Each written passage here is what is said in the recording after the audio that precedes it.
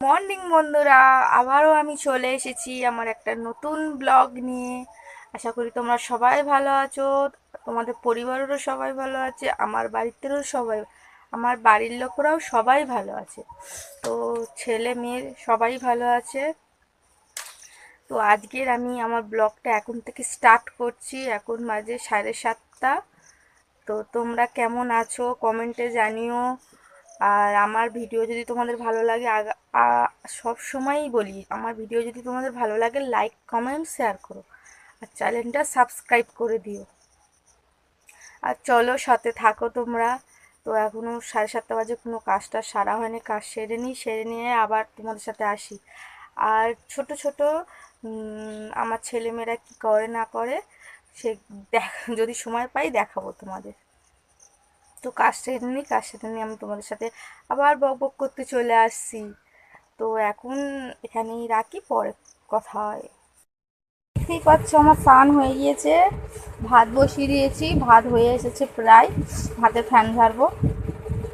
তো আমার ছেলেমেয়েরা ভাত খাচ্ছে মার কাছে। তো এখন অনেকটা দেরি হয়ে গিয়েছে না, তো মার কাছে ভাত খাচ্ছে। তো চলো তোমরা থাকো আমার সাথে। উফ, প্রচুর গরম পড়েছে।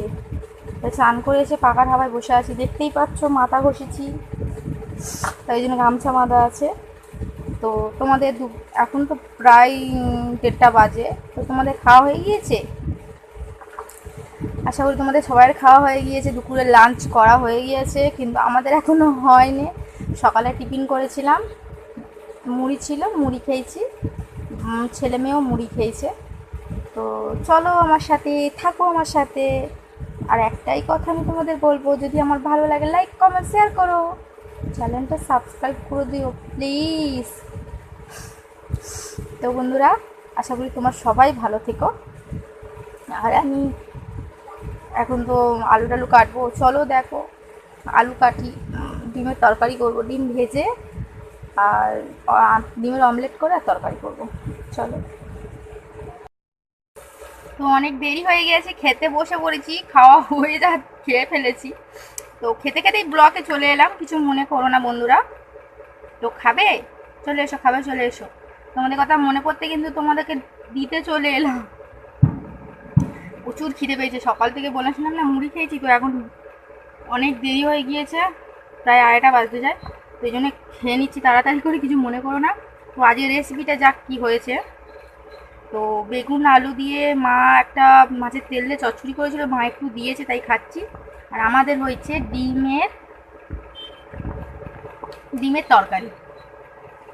তোমাদের আগেই জানো, বলেছিলাম ডিমের তরকারি। আর মা দিয়ে দিয়েছে। তো খেয়ে দিয়ে আসছি, এখন আর আসবো না, একেবারে সন্ধ্যাবেলা আসবো, ছেলেমেয়ে পরিষ্কার করে আর একেবারে আসবো।